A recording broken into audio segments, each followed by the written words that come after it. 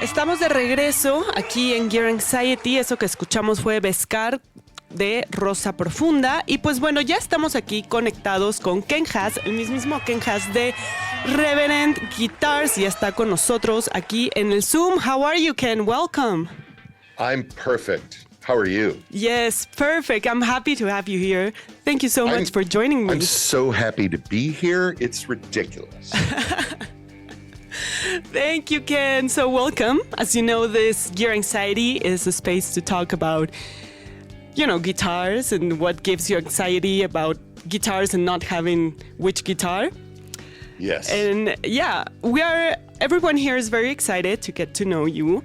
So I want to ask you a few questions about yourself before we get into, Reverend core. So Ken, by any chance, do you remember your first guitar? Oh, very, very well. Yeah? My first guitar was a 1968 Fender Telecaster that belonged to my uncle. And my first amplifier was my uncle's 1965 Fender Twin. And he passed away when I was 11 years old. And a few years later, my grandparents gifted them to me or let me take them home. I used to sneak over when I was at my grandparents' house. I used to pull that Telecaster out from under the bed and hold it in my lap and play it. And one day my grandfather told me I should just take it home.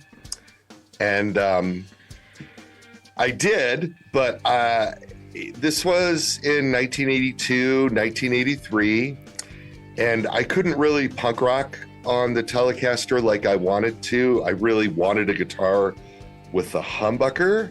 Okay. And so my first brand new guitar was a 1988 Ibanez RG770 in jewel blue, which I still have. Cool. And that was my only guitar that I played and toured and recorded with for 8 years. And of course I still have it, and I still have an affinity for the Ibanez. Oh, nice. Very cool. Both of them sound amazing. Were you in bands? Yes. I started playing in bands before I started really learning how to play guitar in earnest.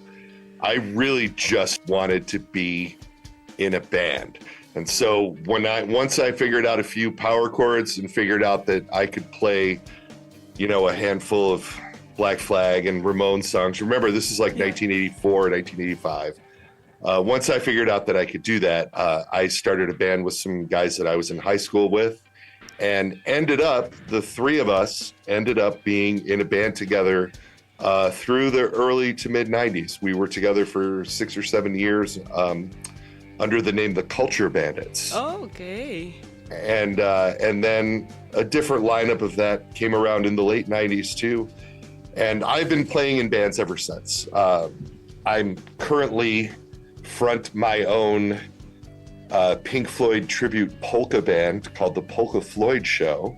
Nice. And we do festivals and Oktoberfest things all around the region.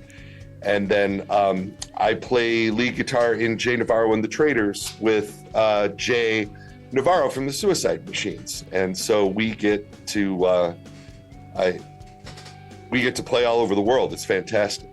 So ska music and polka music now. Yeah, that's very cool. Very cool, Ken. So you really have always been very involved in music in general. Did you ever think that you were going to be involved in what you do today in Reverend, more in the business kind?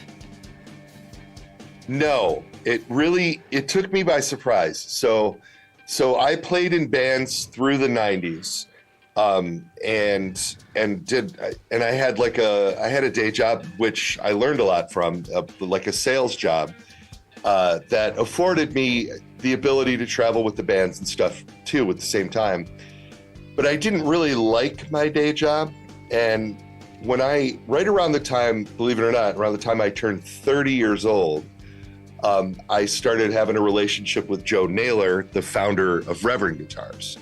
And Joe and I started going to the NAMM show with him. Of course, I saw you at the NAMM show a few months ago. I started going to that show with him 25 years ago.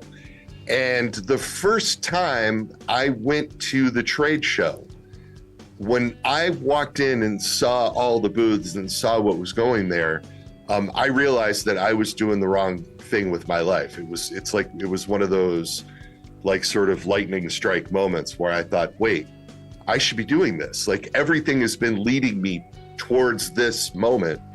And so I started working with Joe more closely. And eventually I came on full time as his sales manager. And then in 2010, my wife and partner, Penny, and I bought the company from Joe.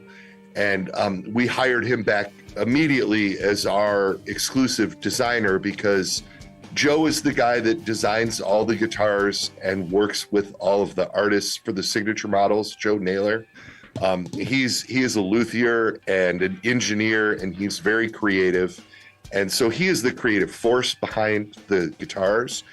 And the bigger the company got, the more time Joe spent running the business instead of working on the instruments. And so we were able to come up with an arrangement in 2010 where Penny and I would run the business so that he could concentrate on the creative aspect of it. And it's gone. I mean, since that moment, I think Joe has done the best work of his life and continues to. I mean, just wait till you see some of the stuff that we have coming. It's amazing. Oh, I'm very excited for that. I love the quality of Reverend. I love all the things you guys have done together. I think it's amazing. You guys like connected and created this great team. How do you manage to offer like premium features at such like accessible prices? Because I think Reverend has like a great quality, like boutique kind, but it's still accessible. So I think that's pretty cool. So one of the things that I attribute that to is that we're not held back by the weight of our own legacy. So I guess what I mean by that is we work with a factory in South Korea called MEEEEEOW Music, and they build for us and they build for another handful of smaller brands. They're a very small factory, and they do things kind of the old way. They don't have any CNC machines, so everything is done on pin routers and with belt sanders, and all the binding is done by hand, the necks are done by hand. So when you play our guitars, there's this sort of there's this sort of originality, and I think you can feel that in the instruments. Like they feel like vintage instruments. It doesn't seem like you should be able to, because CNC machines recreate things in an amazing way. But the thing that you're saying, they feel like boutique guitars, I hear that all the time, and that's what I attribute that to. And so the reason why we're able to get such excellent quality instruments from Korea is I like to say, like I said, we're not held down by the weight of our own legacy. So I'm not building something here in the US that I have to charge $3,000, $4,000, $5,000 for in order to have production here, and then I'm going overseas. I don't have to compete with myself. So a lot of times when you see American brands importing guitars from overseas, this is a little behind the scenes stuff for you. A lot of times when you see American brands importing guitars, they dumb down the guitars that they're importing so that they don't compete with themselves, right? We don't have to do that. We throw every feature that we can at these guitars, and the bottom line is they make brilliant guitars in Korea. They make brilliant guitars in Japan, Indonesia. They make brilliant guitars in Mexico. It doesn't matter where you are in the world. It's your craftsman and your focus and the things you want to concentrate on. And we have concentrated on making a guitar for people to play. We don't necessarily make guitars for people to hold in their laps while they're watching television. The guitars that I make are for people to take and go to the stage. Now, I love that people do that. Don't get me wrong, but we focus on entertainers. And I know you're familiar with a lot of the great signature artists that we work with, like Reeves Gabrels from The Cure, and you yourself have Billy Corgan guitar. You have a Robin Fink guitar, Robin from Nine Inch Nails. Those guitars that have those guys' names on them are the exact guitars that those guys are touring with. There's no difference between the guitar that Robin takes out with Nine Inch Nails or Billy's guitars that you see him playing live and what we are actually selling to our dealers or selling to the public. And I'm super proud of that. And I think that also sets us apart a little bit from, the things that our competitors do. Of course, I think that's pretty amazing, and that's pretty like an honest work. And talking about Robin Fink, I think I saw an interview of you saying that he first fell in love with a Sensei model, and then from there you did the Robin Fink signature. Can you tell me a bit how did you manage that collaboration, or how was it? With Robin in particular.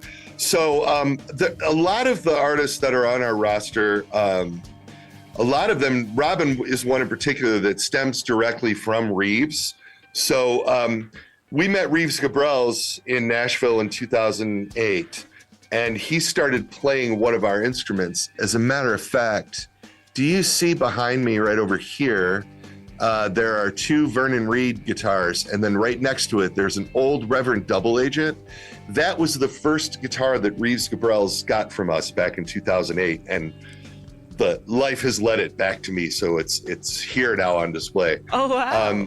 It's really cool. And Reeves then loved that guitar, and he suggested a handful of modifications to that guitar, the trem or the sustainer, or we bind the fretboard. The neck is a little fatter, the frets are a little bit bigger on Reeves's guitars, to sort of dial it. Like, he liked the basic model, and he just wanted to add personal touches to it. Eventually, we ended up doing signature pickups with Reeves. And he's become, obviously he plays in one of the biggest bands in the world. I mean, and so he's, very important artist for us. And Reeves has touched so many people's lives, from his career with David Bowie before The Cure, and even his solo career and the time he spent between being Bowie's musical director and The Cure. He played and toured with so many different people. But I believe it was the Earthling Bowie era that Nine Inch Nails toured with him. And so Robin became good friends with Reeves then. And when we started launching the signature Reeves guitars, Robin wanted to try a couple things, and we sent him a Sensei, and it was a similar kind of thing. When Robin would order Senseis from us for tour, and he would have us remove the volume control and put a little plug where the volume control was, and move the volume control to where the tone was, and just get rid of the tone control altogether, so that he just had volume and bass.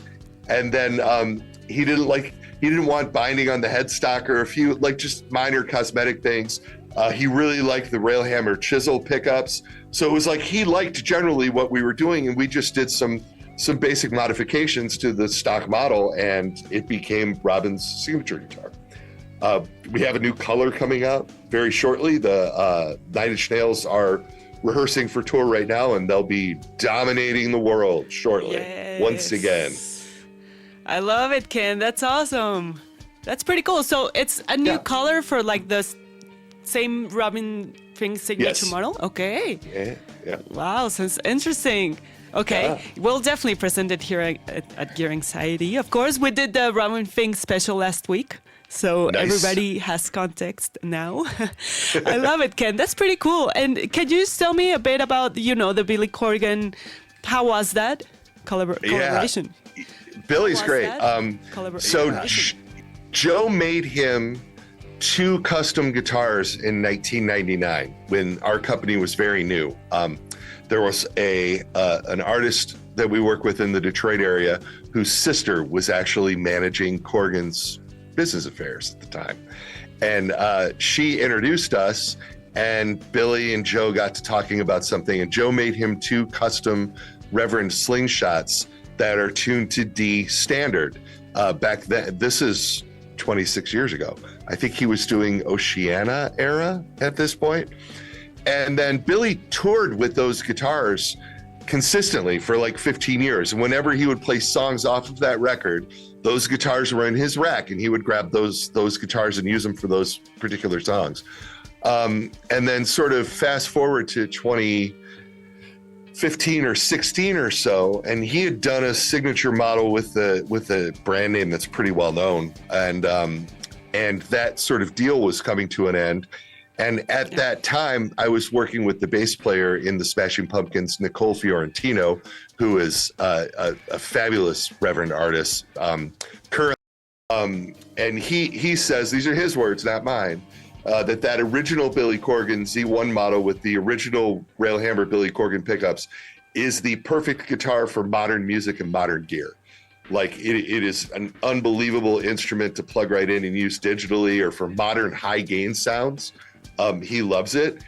But then when he was touring, we noticed him when he would go back to the early Pumpkins era music, like the first couple of records, he would go back to playing his more well-known instrument. Yeah. And we could say it here. He'd go back to playing a Strat. And Joe and I were like, we were just curious why. Like, I mean, he's Billy Corgan. He can play whatever he wants. You're not like, it's, we were like mad at him or nothing. It was just like, hey, we noticed you're playing the Strat on these numbers, and we were wondering why. And he said, when all those records are tuned to E flat, and when he played at E flat, there was a certain like lower mid-range girth thing that he was getting with the Strat and the DiMarzios, like he used to play, that he wasn't getting from the more modern guitar, which has more emphasis in the upper mid-range. And so Joe asked him if we could take a shot at it. And that was how we developed the Z1 and the Z1 pickups with the graphics on them. And the Z1 is we use Carina for the body wood in the entire Reverend line, which is lightweight. It has a great mid-range presence. It's an unbelievable tone wood, and in our price range, it's unheard of. But those Billy Corgan Z1 models and Drop Z models are alder, which is the more traditional wood, and the emphasis on the tone is more in like the lower mids to the middle mids, I guess, with the pickups. And so it sounds a little more like what he was used to with his old guitar through his old amplifiers.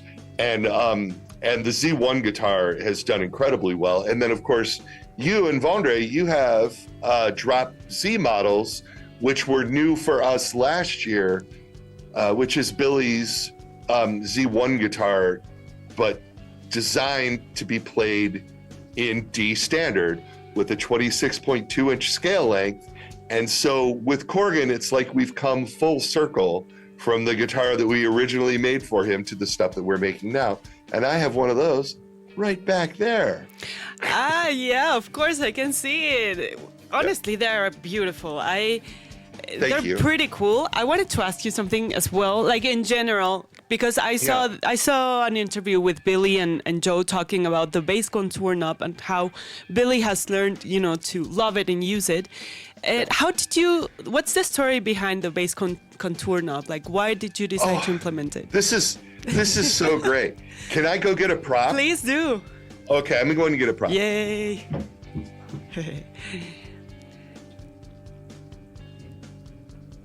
En lo que va Ken, seguimos aquí en el Twitch. No se vayan, regresamos. I'm back. He's back.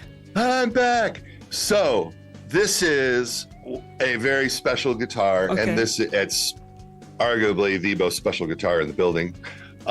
This guitar belonged to Ron Ashton from the Stooges, and this was one of his first Reverends. I mean, he had a couple of different ones. So Ron is a Detroit guy living in Ann Arbor in the same neighborhood that Joe Naylor grew up in. And so when Joe did Naylor amplifiers in the early 90s. Ron used those in his band Destroy All Monsters with Niagara, and it was a great band. Look it up. Okay. And so when Joe started making guitars, Ron was one of the first like rock stars that was in line. And so Joe made him this guitar, and Ron was sort of known for this like buzzsaw bridge pickup of a Strat through dimed Marshalls, super bright. You know, you think of those Stooges records and how he was able to get that sound in the 70s when amps didn't have gain knobs, right? Right. And so when the Stooges started doing reunion shows, Ron was looking to emulate that sound. And so Joe built him this guitar with 3 single coils. But the nature of these guitars, these original guitars are all semi-hollows. They're not solid bodies. Oh. And even with the single coils, this guitar wasn't bright enough for Ron. And so Joe came up with the bass contour circuit. And you can see on this guitar, it's got this like goofy Radio Shack knob right here where we kind of smashed it in there for him. And it was done with the capacitor that bled out the low frequencies in a similar way to the tone control bleeding out the high frequencies. And so Ron could roll out the bass on this and really do that buzzsaw thing. And after Ron passed away in 2008, Ron's sister gave this back to us to have and to use and to show at things like this. And I have a lot of pictures of Ronnie playing with this bass live in the Stooges, and with my good friend Mike Watt was playing bass in the Stooges while that was all happening. And it's all very important and special to us. And Ron really started the bass contour thing because once we realized that it worked, Joe started putting it on every model. And it does. It gives you a wide variety of sounds from any guitar, but from a humbucker guitar in particular, or in a P90, it kind of tames the mid-range of P90s, and with humbuckers, it takes you into single coil territory. But because it's done with a capacitor and not a coil tap, a humbucker is still humbucking with the bass contour all the way off. And I think our artists too, I mean, they find this to be a really usable circuit on the instrument. If you're in a position where you're doing festivals and maybe you don't have your own backline and you get up on the stage and it seems a little woofy, you can fix that right at the guitar without having to, do a bunch of trickery. Or if you use a really good non-master volume amp, if you're using like a Carr, an early Marshall, or a Naylor like Joe made, and you have that amp dimed, you can use the bass contour almost as a gain control, because as you roll up the bass, you're overdriving the lower end of the amplifier. So there's a lot of different really cool usable things that you can do with it. And of course you notice that because you run. Yeah. As you say, it's very cool to have that option to use it also as a gain control kind of. I think it's very. I mean, I use it. I'm starting to use it a lot. It's pretty cool. I love that the Reverend thing is like volume and bass contour. Yeah. That's pretty much it. It's really easy, just to get a good tone. So I love that. I honestly think it's more usable than a regular tone control on a guitar. I never use the tone control on any of my instruments, honestly. But I find myself use the bass contour every once in a while because it like I said, it helps. It helps in weird room situations and stuff, and it's really fun to play around with pedals and things too. With fuzz pedals, the bass contour takes you into like a really weird, depending on what if you have like some sort of really cool germanium fuzz pedal type thing, when you roll the bass out of the guitar, you get this really cool lo-fi sound, and then you can just roll it in for leads, and there's a lot of different stuff you can do with it. It's awesome. Definitely. I think you can get like a different cut in the mix. Like you can, get some like different, maybe if you need like more treble or get more bass, you can also play a bit with the mix, right? I feel 100%. Yeah. So Ken, people here are asking, when will Reverend guitars distribute in Mexico City. Yeah, it's been 10 years because Guitar Gear used to sell our stuff there. But it's been a very, very long time. Very shortly, so you met at the NAMM show our wonderful sales manager, JJ, and she is working with a handful of dealers there. And as a matter of fact, you and I are going to have a further conversation about that as we go on.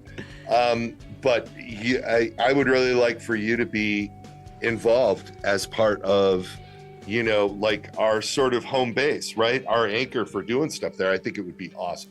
Of course, we're ready here at La Bestia to have you here, guys. Also, I would love to have you guys here in Mexico. I don't know if you have plans of playing with some of your bands here in Mexico City. I would love to come. Now, so I know that Jay was just there. The Suicide Machines were just there last weekend. Yeah. And you guys went, right? It was awesome. Yeah, it was pretty cool. It's also, well, you know, talking about Reverend artist, Hot Mulligan was here maybe like a month ago. A lot of people went there. I saw also a video of Ryan talking about the bass contour. So that's something I think people are really liking about Reverend. Yeah. It's a really cool characteristic. I don't know. Now it's my turn to interview you. Oh. Okay. So, because I think everybody watching wants to know more about Anna. I mean, everybody's heard what I do. So, how long have you been playing guitar?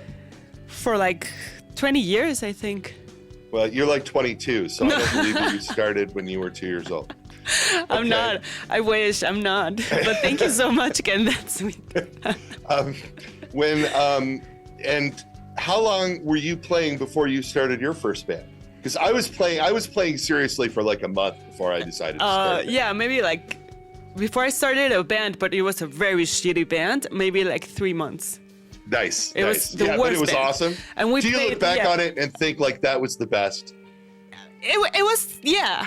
I think I had more fun when I wasn't trying to play like this very difficult glam rock covers, which I don't know. Like, I started having more fun maybe a bit older, but yeah. So when did you start playing original music though? Original music. Well, when I was maybe like 16, 17, I used to write my songs, but you know, ballads, like very cheesy singer-songwriter stuff.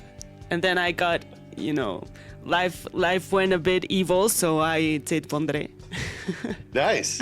So, and how long has Vondre been around? Maybe like 6 years. Awesome. Yeah. You guys are great. When are you going to come up here to Detroit, Toledo? I'm planning on it. You should be planning on it because we really want to have you in our studio to have you do the Circle R session. Oh, I'm so ready for that. Yeah, well, we're so ready for it too. Like any time. Prepare for distortion and noise. Oh, I can't wait. Yeah. Oh yeah, for sure. So that's on the table, right? We're officially talking about that. No, yeah, okay. It is. Fantastic. It is. I went to renew my passport today, so I am all set. Nice.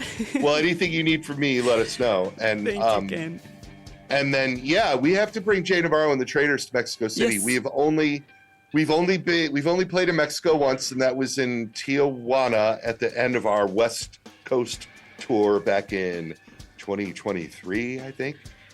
Sadly, it might have even been 2022. Oh, but not so long ago. Not so long ago, and we had a fantastic time. Oh, I bet it was. But yes, yeah, for sure.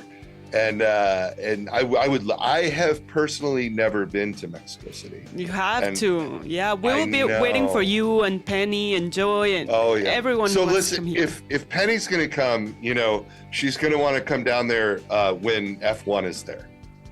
Oh, okay. But she likes F1. But only if Sergio Perez gets another drive. So I'll do what I can, Ken. Yeah. Okay. Hey, we'll sponsor. I pull my strings and I'll do what I can. I want to see a little Reverend logo at the tip of the F1 car, right? Yeah. Oh.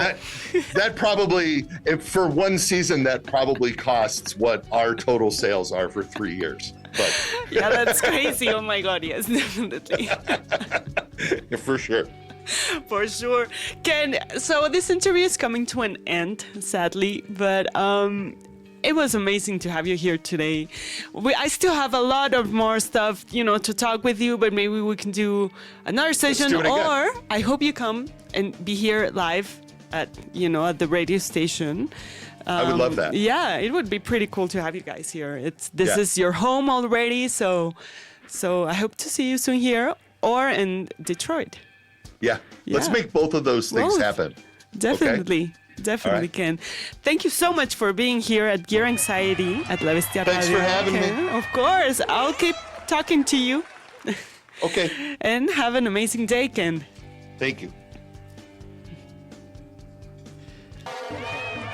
Estamos de regreso aquí en Gear Anxiety a través de La Bestia Radio. Eso fue una entrevista con Ken Haas de Reverend Guitars. Estuvo bien chida, la neta. Gran persona. Me encanta platicar con Ken. La verdad es súper, súper chido, súper accesible. Y pues muy contenta de pues estar trabajando con Reverend Guitars. De traer Reverend Guitars acá y pues estarán haciendo muchas cosas, así que estemos pendientes. Vayan a checar un poco más de Reverend, vayan ya de una vez a escoger cuál se van a comprar. Quiero ver cuál se van a comprar, quiero empezar a ver Reverends en los ruidos en casa, claro que yes. Pero bueno, eso fue hoy con Reverend Guitars. Próxima semana vamos a tener de invitado al mismísimo Axel de Neutrino Labs, que viene con Exile Salcedo, que sacaron una colaboración de un pedal, un fuzz muy chido. Ya estaremos hablando con ellos la próxima semana. Estaremos con todo el equipo de Neutrino Labs platicando pues qué novedades hay, ¿no? Allá por el mundo de Neutrino Labs. Y pues bueno, chido, contenta de recibir nuevamente aquí a mi querido Axel. Los dejo con la última rolita de Adelaida. Y pues ya se quedan aquí en La Bestia Radio.